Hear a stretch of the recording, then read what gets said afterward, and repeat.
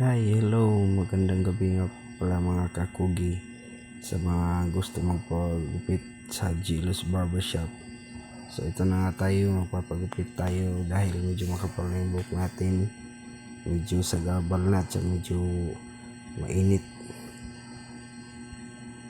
tsaka mabigat na sa pakiramdam. Pagka makapal na yung buhok natin ay kailangan na natin ipaputol kasi di katulad dati na nagpapahaba tayo ng buhok.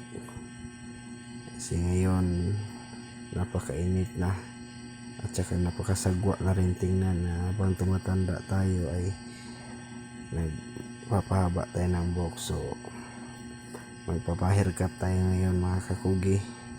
Ito nga pala si Jelo Barber, tropang barbero ko to.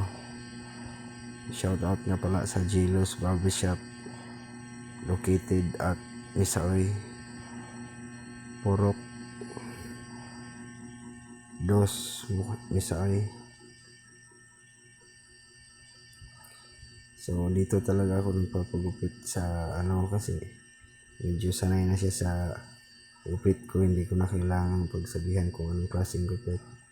Automatic na yan, pag dating dito upo kaagad pwesto sa puan, wala nang sabi-sabi kung anong gupit pa, automatic na yan.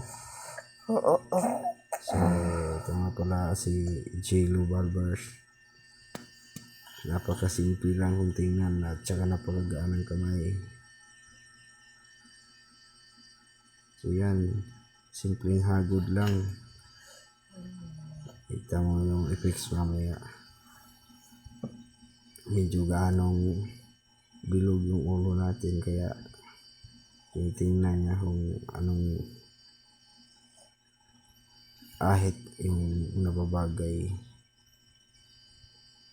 Alright guys, thank you so much for watching. Please like, follow, and subscribe Kakugi TV kay Malay. Thank you so much guys, bye bye and God bless.